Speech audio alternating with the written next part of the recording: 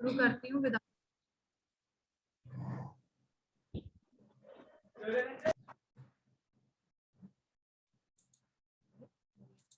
PDF visible नहीं है।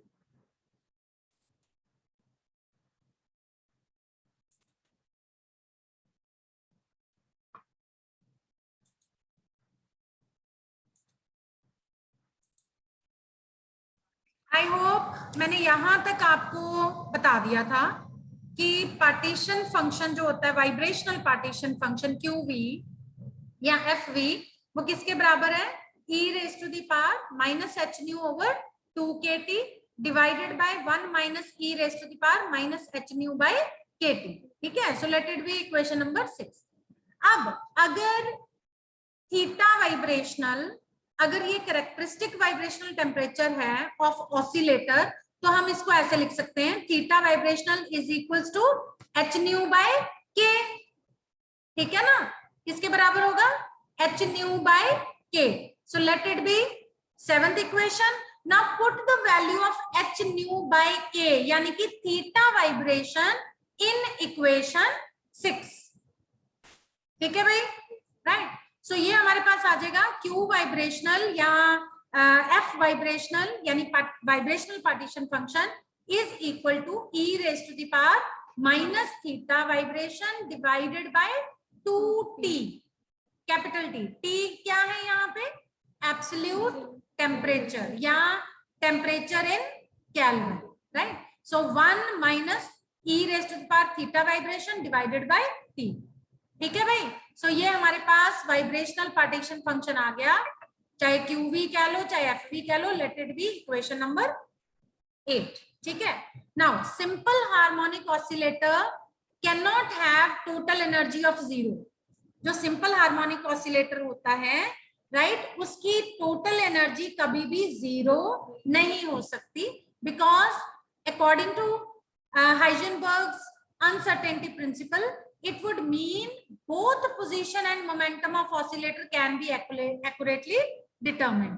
लेकिन हाइजेनबर्ग्स अनसर्टेनिटी प्रिंसिपल क्या कहता है कि position and momentum of a moving particle cannot be measured simultaneously with great accuracy। ठीक है, तो अगर इसकी एनर्जी, टोटल एनर्जी 0 हो जाती है, तो इसका मतलब है पोजीशन भी पता लग जाएगा, मोमेंटम भी, which is against Heisenberg's uncertainty principle। ठीक है, so when v equal to 0, v क्या था? वाइब्रेशनल क्वांटम नंबर, और vibrational quantum number and rotational quantum number 0 से शुरू होते हैं, 1 से नहीं, 0 1 2 3 एंड सो सबसे लोएस्ट वाला कौन सा होगा? v इक्वल टू 0, यानी कि ये हो गई हमारे पास ground state. So simple harmonic oscillator possesses energy, उसकी कितनी होगी? That is given by this formula, ये आप लोगों ने फाइनल में भी पढ़ी हुई है। सो E वाइब्रेशनल यानी कि वाइब्रेशनल एनर्जी या एप्सिलॉन वाइब्रेशन कह लो, it is equal to V plus 1/2 h nu, where V क्या है? Vibrational quantum number.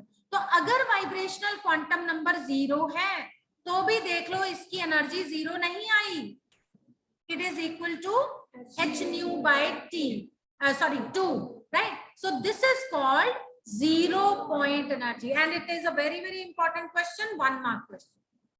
1 mark में भी आ सकता है, 2 mark में भी आ सकता है कि what do you mean by 0 point energy in simple harmonic oscillator। ठीक है, so simple harmonic oscillator possesses above ये called 0 point energy above and the classical energy 0।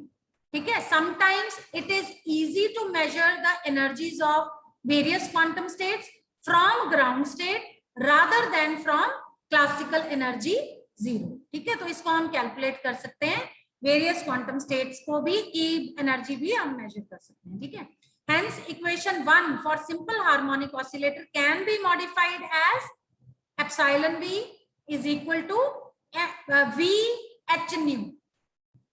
v का मतलब क्या हो गया? Vibrational quantity. ठीक है, so v is equal to, it can be 0 1 2 3 and so on। so ये हमारे पास इक्वेशन 1 को मॉडिफाई करके हमारे पास आ गया कि हम उसको v वाइब्रेशनल क्वांटम नंबर से मल्टीप्लाई कर सकते हैं। so let it be equation number 10। ठीक है, Hence new vibrational partition function is given bye, यानी कि अब हम एक और तरीके से लिख सकते हैं वाइब्रेशनल पार्टीशन फंक्शन को, which is given by QV या FV, which is equal to summation V equal to 0 से लेके infinity e raise to the power minus VH nu by KT, which is equal to, ये एक extension series होती है, ठीक है, which is equal to 1 plus x square plus x cube plus and so on, ठीक है। तो यहाँ पे हम ये जो x है ना, इसको हम सपोज कर लेते हैं ये पूरी टर्म, यानी ये वाली इक्वेशन में हमने minus H nu by K T E raise to the power minus H nu by K T को क्या सपोज कर लिया, x सपोज कर लिया, ठीक है। So for x less than 1, अगर x लेस देन 1 है तो ये सीरीज जो है 1 plus x square plus x cube and so on, ये किसके बराबर होगी, 1 डिवाइडेड बाय 1 माइनस x के बराबर। क्लियर है, ठीक है। Since e raise to the power, naturally x क्या लिया था हमने, e raise to the power h nu by kt, that means e raise to the power h nu by kt is less than 1, so we can write that vibrational partition function as qv is equal to fv is equal to 1 by 1 minus e raised to the power minus h nu by kt।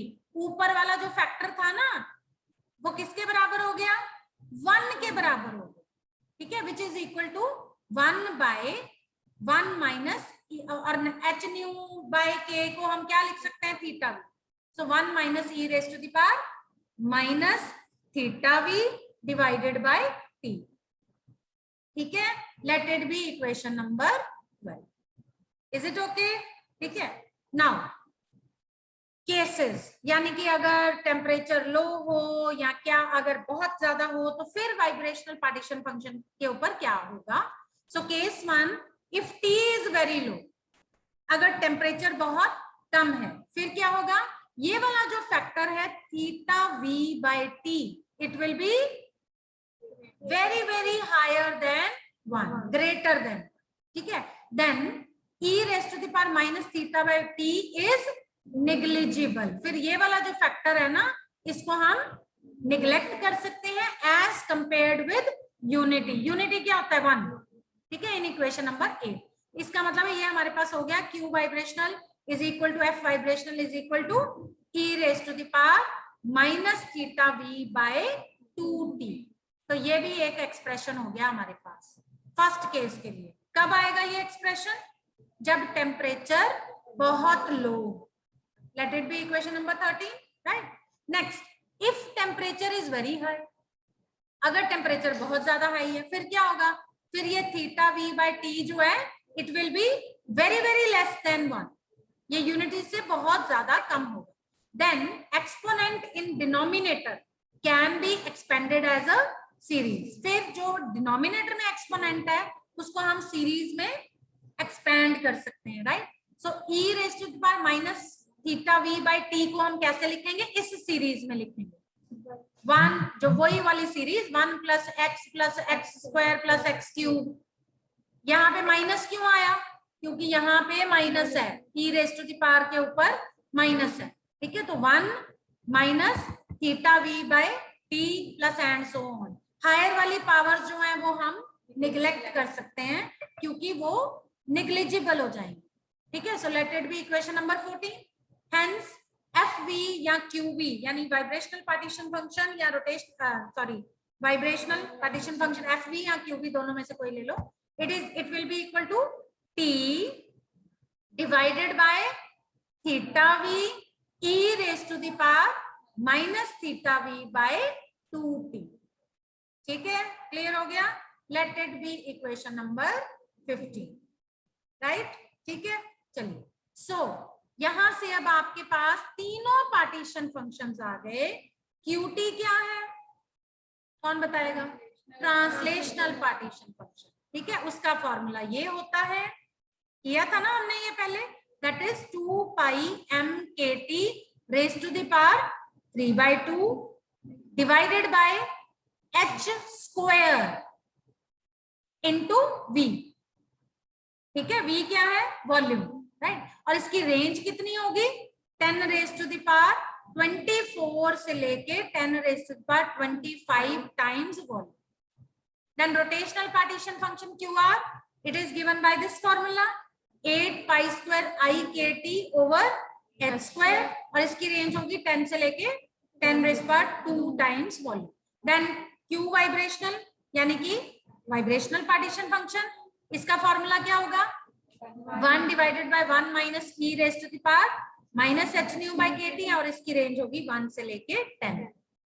ठीक है, तो तीनों partition functions आपने कर लिए. ठीक है, इसके बाद चौथा पार्टीशन फंक्शन होता है इलेक्ट्रॉनिक पार्टीशन. ठीक है, क्योंकि मैंने जैसे आपको बताया था बॉर्न ओपनहीमर अप्रोक्सीमेशन क्या कहती है कि किसी मॉलिक्यूल की जो टोटल एनर्जी है that is the sum of translational, rotational, vibrational and electronic. ठीक है, right. So electronic partition function, for most of the molecules the excited electronic energy levels lie far above the ground state compared with kT. ठीक है, सो बहुत सारे molecules के cases में ये जो एक्साइटेड इलेक्ट्रॉनिक एनर्जी लेवल्स हैं ये ग्राउंड स्टेट से बहुत ज्यादा ऊपर लाई करते हैं एज कंपेयर टू kT. ठीक है, so typical excited state value greater than 2 electron volt, जो कि अप्रोक्सीमेटली किसके बराबर होती है, 3 into 10 raised by minus 19 joules. 1 electron volt is equal to, देखो यहाँ पे 2 है ना, वहां पे है 3 into 10 पर minus 19. हाँ, तो 3 by 2 कर दो, समझ गए. That all the molecules may be considered to be in the ground state at, और ground मतलब है ground state at ordinary temperature. So ordinary temperature पे ये माना जाता है कि मॉलिक्यूल जो है वो कहाँ पे लाई करते हैं, ग्राउंड स्टेट में. ठीक है, नेचुरली जो मॉलिक्यूल्स हैं वो तब तक एक्साइटेड स्टेट में नहीं जाएंगे जब तक उनको एनर्जी नहीं मिलेगी, है ना, तब तक वो कहाँ पे रहेंगे, ग्राउंड स्टेट में.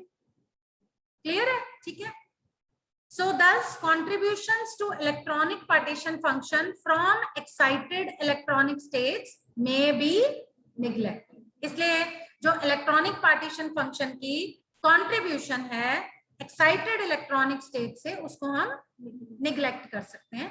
सो as we increase the temperature, जैसे जैसे आप टेम्परेचर इंक्रीज करोगे such excited states become more and more occupied, उतनी ज्यादा वो नेचुरली जब आप टेम्परेचर बढ़ा रहे हो, टेम्परेचर बढ़ाओगे क्या बढ़ेगा, energy, because energy, kinetic energy and absolute temperature are directly proportional to each other.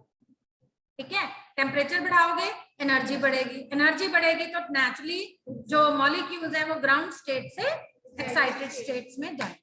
ठीक है, hence electronic partition function is greater than unity and varies with temperature.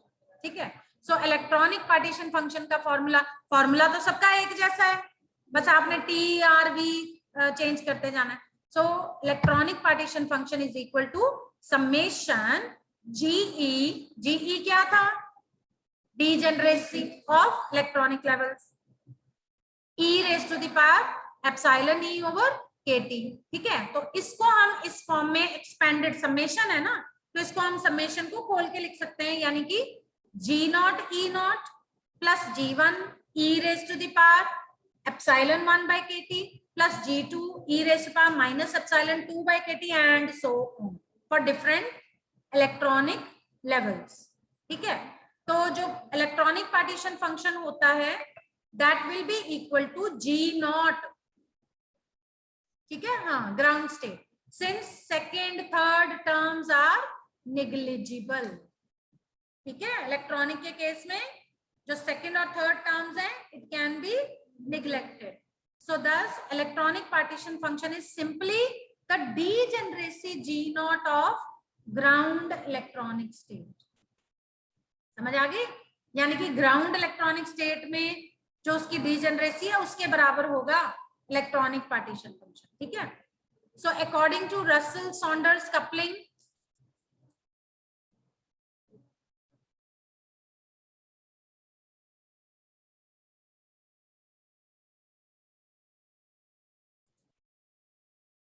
So according to Russell Saunders coupling scheme, degeneracy of atomic electronic level is given by G naught is equal to 2J plus 1.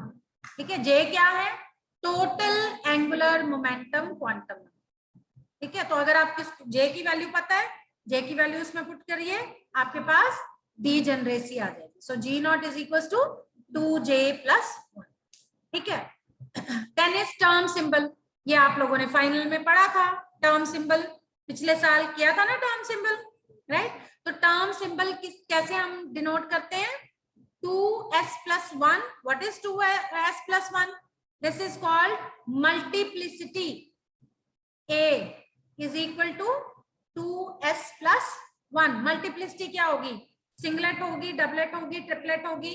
ठीक है, L क्या है? Term symbol. Term symbol मतलब L S होगा, P होगा, D होगा, है ना, F होगा, G होगा, क्या होगा?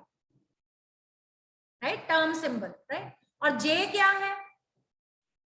J रिजल्टेंट, हाँ, angular quantum number, resultant, total. ठीक है, सो वेयर J कैसे निकालते हो आप? L plus S, total L plus total S, यानी कि resultant orbital quantum number plus resultant या टोटल स्पिन क्वांटम नंबर। ठीक है, राइट। सो जैसे कि मैंने यहाँ पे बताया, L is equal to summation SI लिखा हुआ है, sorry it is LI, this is not SI, this is LI। Capital L किसके बराबर है? समेशन ऑफ LI, यानी कि जो एंगुलर क्वांटम नंबर है उन सब का सम, राइट। और ये आपको पता है ना, L की वैल्यू किसके बराबर होती है? मॉड L1 प्लस L2 से लेके मॉड L1 माइनस L2 तक। मॉड क्यों लिया? क्योंकि we have to take only positive values. ठीक है, राइट। और L1 प्लस L2 से लेके, जिसको ये ना पता हो मेरे से अकेले में भी पूछ सकता है बाद में। ठीक है, L1 माइनस S2। और इसी तरह से कैपिटल S क्या होता है? मॉड S1 प्लस S2 से लेके मॉड S1 माइनस S2, यानी कि टोटल या रिजल्टेंट स्पिन क्वांटम नंबर। ठीक है, जैसे फॉर एग्जांपल अगर हम हाइड्रोजन एटम की बात करें, हाइड्रोजन एटम की कॉन्फ़िगरेशन क्या होती है? 1s1, क्योंकि उसके पास सिर्फ एक इलेक्ट्रॉन है, तो इसका S कितना होगा? 1/2, यानी कि इसका स्मॉल s1 किसके बराबर है? 1/2। इसमें तो है ही एक इलेक्ट्रॉन, तो टोटल S कितना होगा? एक ही इलेक्ट्रॉन है तो multiplied by 1/2 is equal to 1/2, है ना। यहाँ आप ऐसे कह सकते हो भी S1 प्लस S2 करना है, तो S2 तो है ही नहीं, यानी 1/2 प्लस 0, यानी कि 1/2। ठीक है, L कितना है? It is equal to 0। क्यों? क्योंकि S के लिए L की वैल्यू 0 होती है। समझ आ गई? और एक ही इलेक्ट्रॉन है तो L1 सिर्फ एक ही होगा ना, यानी कि 0। सो L इज इक्वल टू 0। तो J कितना आएगा? दोनों को प्लस कर दो, हाँ, तो दैट इज 1/2। ठीक है, टोटल एंगुलर क्वांटम नंबर हमारे पास आ गया 1/2। G नॉट कितना है? हाइड्रोजन एटम के लिए जो सिंगल इलेक्ट्रॉन वाले होते हैं उनके लिए G नॉट होता है 2। For hydrogen atom G naught is equal to 2 के बराबर। ठीक है, सो इलेक्ट्रॉनिक पार्टीशन फंक्शन कितना हो गया? इट इज इक्वल टू 2, क्योंकि वो G नॉट के बराबर होता है। Is that clear? ठीक है, इसी तरह से अगर हम हीलियम का निकालेंगे, हीलियम कौन सा सिस्टम है? 1s2, यानी कि अब इसमें 2 इलेक्ट्रॉन्स हैं, तो टोटल S कितना हुआ? टोटल है नो, क्योंकि हीलियम है 1s में 2 इलेक्ट्रॉन विद ऑपोजिट स्पिन, तो 1/2 माइनस 1/2 इट इज 0। ठीक है, और L कितना होगा? वो भी 0, क्योंकि S ऑर्बिटल में है ना। आई होप ये आप लोगों को पता है ना बेटा, L की वैल्यू 0 होती है फॉर S, छोटा s। ठीक है, 1 के लिए होती है P, 2 के लिए होती है D, 3 के लिए होती है F, और सिमिलरली कैपिटल S के लिए, कैपिटल S के लिए कैपिटल L की वैल्यू होगी, है ना, यानी कि रिजल्टेंट ऑर्बिटल क्वांटम नंबर। ठीक है, तो L भी 0 आ गया, तो J कितना होगा, J भी 0 होगा, और इस केस में G0 कितना है, that is 1। So electronic partition function कितना होगा, 1। ठीक है, सिमिलरली बाकियों के भी दिए हुए हैं, क्लोरीन के लिए G0 होता है 4, तो इलेक्ट्रॉनिक पार्टीशन फंक्शन कितना हो जाएगा इसका, 4। ठीक है, राइट, क्लियर है, समझ में आ गया। सो मोस्ट मॉलिक्यूल्स और आयंस आर नॉन डीजनरेट, बहुत सारे मॉलिक्यूल्स और आयन जो हैं वो नॉन डीजनरेट है। नॉन डीजनरेट मतलब जिनकी डीजनरेसी 1 हो, ठीक है, राइट, तो उनको हम क्या कहते हैं, सिंगलेट, यानी कि G0 will be equal to 1, तो उनका इलेक्ट्रॉनिक पार्टीशन फंक्शन भी 1 हो। सो एक्सेप्शनल केस है, जैसे फॉर एग्जांपल ऑक्सीजन, ऑक्सीजन की डीजनरेसी जो है वो 3 होती है, यानी कि वो ट्रिपली डीजनरेट। इनको आपने याद करना है, ये एक एक नंबर के क्वेश्चन में पूछे जा सकते हैं, ठीक है, राइट। सो नेचुरली ऑक्सीजन का फिर इलेक्ट्रॉनिक पार्टीशन फंक्शन कितना होगा, 3, क्योंकि उसकी डीजनरेसी 3 है, ठीक है।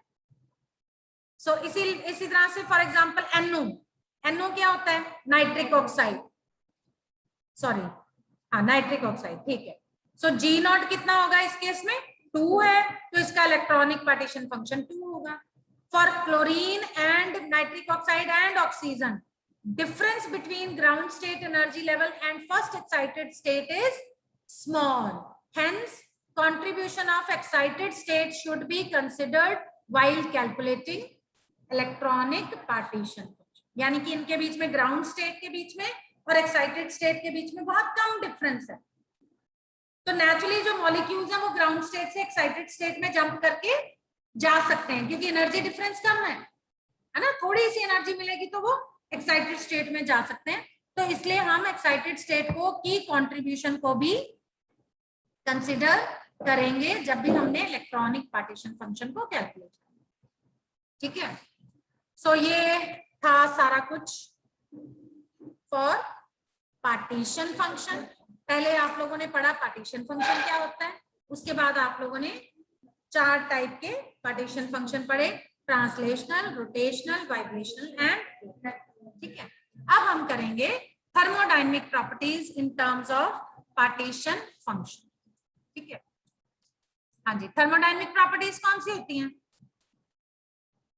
कोई बताएगा कौन कौन सी थर्मोडायनेमिक प्रॉपर्टीज हैं? ऑनलाइन ऑफलाइन कोई भी बोल सकता है, ऑनलाइन वाले बच्चे भी बोल सकते हैं।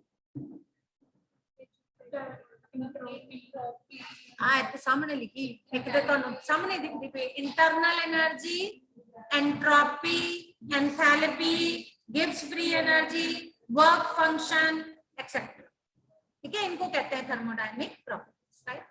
सो Boltzmann distribution law and related partition function can be used to calculate the thermodynamic properties।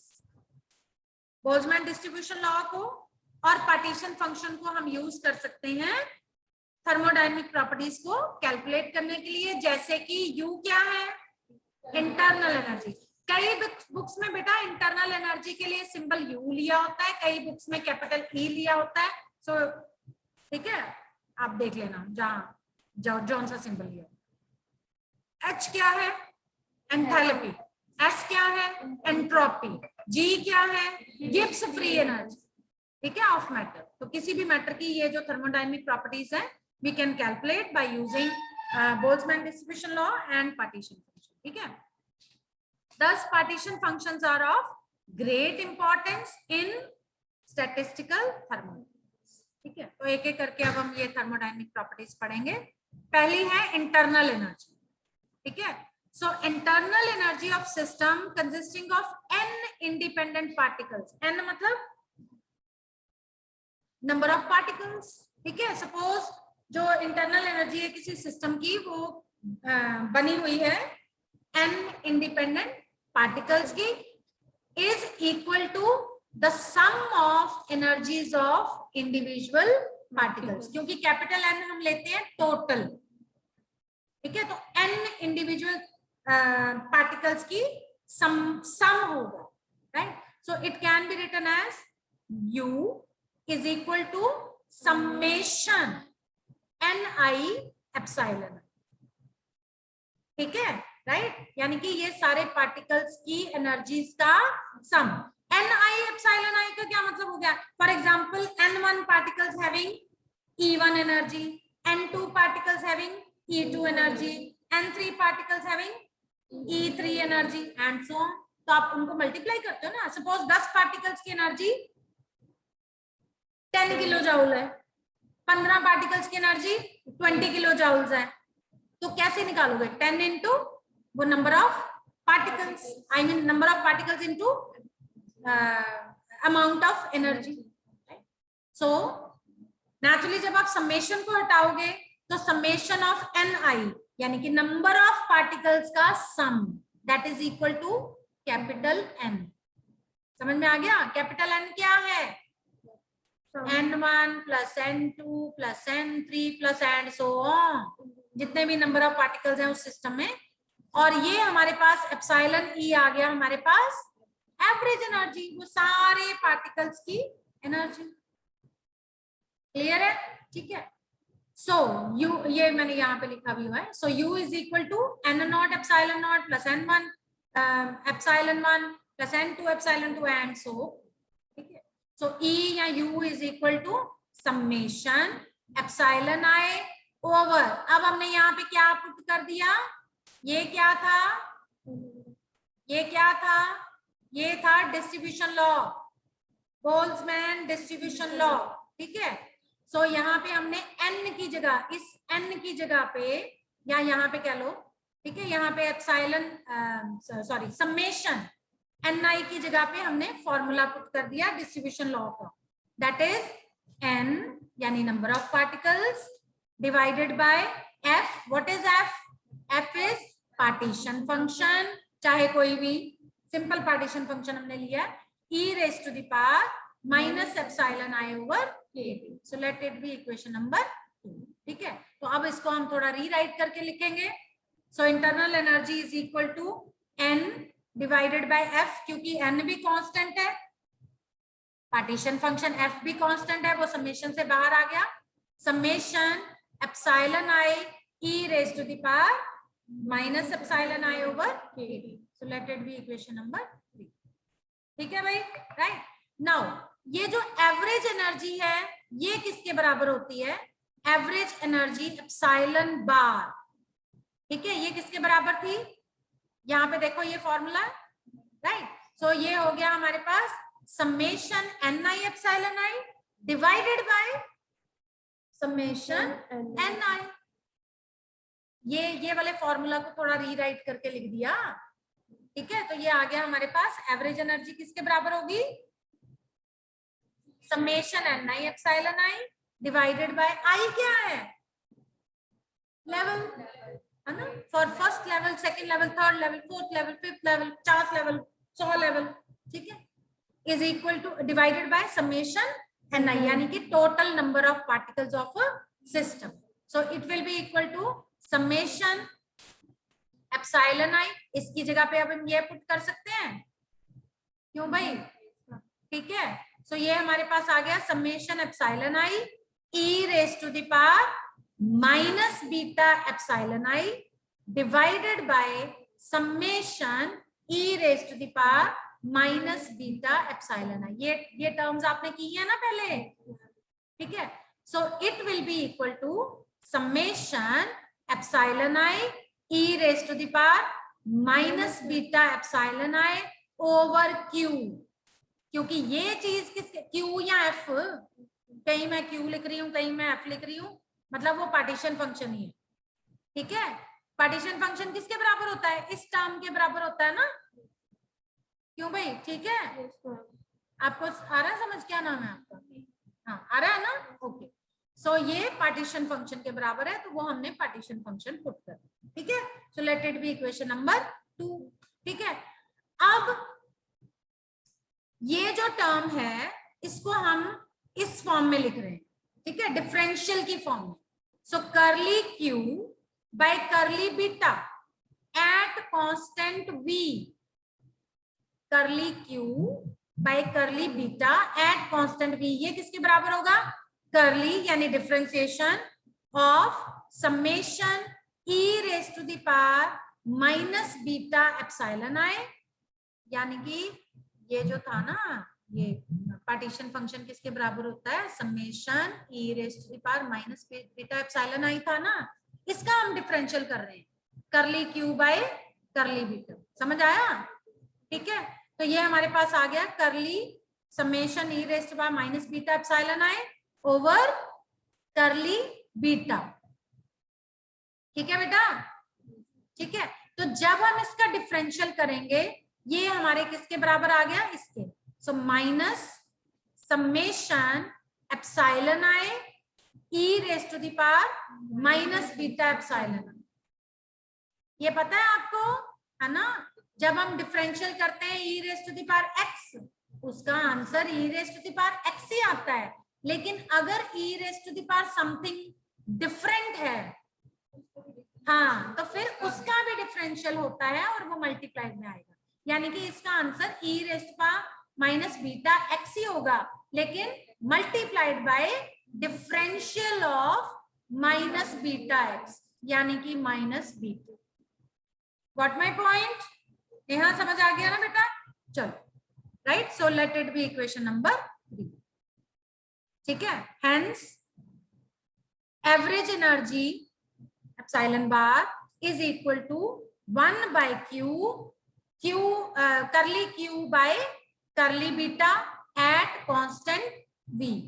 ठीक है, सो ये किसके बराबर आ गया? इसको अब हम इस फॉर्म में भी लिख सकते हैं, यानी इसी चीज को, ये वाली चीज को हम ऐसे भी लिख सकते हैं, that is minus curly log Q by curly beta at constant. ठीक है, let it be equation number. ठीक है, नाउ फ्रॉम इक्वेशन 1 and 4, जो हमारी 1 इक्वेशन थी ये वाली एंड ये वाली इक्वेशन, तो इन दोनों को अगर हम देखें तो हमारे पास इंटरनल एनर्जी जो E है या U है वो किसके बराबर आ जाएगी? Minus N into curly ln Q by curly beta at constant. ठीक है, इस फॉर्म में हम अब इंटरनल एनर्जी को लिख सकते हैं from equation 1 comparing with equation number 2। So let it be equation number 5। I hope I am clear ना? कोई प्रॉब्लम तो नहीं है? ऑनलाइन किसी को प्रॉब्लम? No ma'am. कोई ऑनलाइन सो रहे हो कि जाग रहे हो? हम जागे हैं। हाँ, जाग रहे हैं, ओके। ठीक है, होना जाना। अच्छा, सो सिंस बीटा किसके बराबर होता है? हमने पहले भी निकाला था ना बीटा की वैल्यू 1/kT, और n के क्या होता है? That is equal to nr, right? ठीक है, n के किसके बराबर है? nr के बराबर है, तो ये वाली वैल्यूज भी हम इसमें पुट कर देते हैं। सो ये हमारे पास आ जाएगा internal energy is equal to minus nr, इसका ब्रैकेट में कर्ली ln q यानी natural log of q divided by curly 1/t at constant v, या हम इसको ऐसे इस फॉर्म में भी लिख सकते हैं nr t² curly ln q divided by curly t। ये जो था ना नीचे 1/t, इसको हम बाहर ले गए डिफरेंशियल करके, तो 1/t का डिफरेंशियल क्या होगा? है ना, t² हो जाएगा ना, क्योंकि 1/t मतलब t की पावर -1। ठीक है ना, राइट? सो ये हो गया nr t² curly ln q by curly t at constant v। So ये हमारे पास आई internal energy, right? But partition function किसके बराबर होता है? पार्टीशन फंक्शन होता है summation e raise to the power minus epsilon i over kT। So differentiate, अब इसको डिफरेंशिएटिंग करना। Now differentiating this with respect to temperature, तो df by dt is equal to 1/kT² summation epsilon i E rest by, अब मुझे लगता है आपको समझ आ गया होगा क्योंकि हम इसको डिफरेंशियल कर रहे हैं ना, ठीक है, इसका डिफरेंशियल का आंसर वही आएगा, लेकिन multiplied by differentiation of this thing. Clear है? ठीक है। सो और summation epsilon I E rest power minus epsilon I over KT is equal to, हम उसको रीराइट करके लिख रहे हैं KT square D F by dt, यानी कि इसको हम यहां ले गए, ठीक है, right. So let it be equation number 4, यानी कि इसकी वैल्यू हमारे पास आ गई किसके बराबर, kt square by df by dt, ठीक है। नाउ कंबाइनिंग इक्वेशन 2 एंड 4, 2 कौन सी थी, वापस आ जाते हैं, ये थी हमारी 2 इक्वेशन, ठीक है। तो 2 इक्वेशन और 4 इक्वेशन को हम कंबाइन करके लिखेंगे तो ये आ जाएगा हमारे पास। सो इंटरनल एनर्जी U या E is equal to n KT square by F, F क्या है, पार्टीशन फंक्शन, या F लिख लो या Q लिख लो, dF बाय dt, और internal energy is equal to n KT square, इसको अब हमने कंबाइन कर दिया, इस फॉर्म में लिख दिया d log F by dt, let it be equation number 5, ठीक है। So for 1 mole n is substituted by n naught. What is n naught? Avogadro's number, ठीक है। 1 मोल के लिए हम ये वाला जो n है इसको n naught से रिप्लेस कर सकते हैं, सब्स्टिट्यूट कर सकते हैं, तो हमारे लिए 1 मोल के लिए हमारी इंटरनल एनर्जी हो जाएगी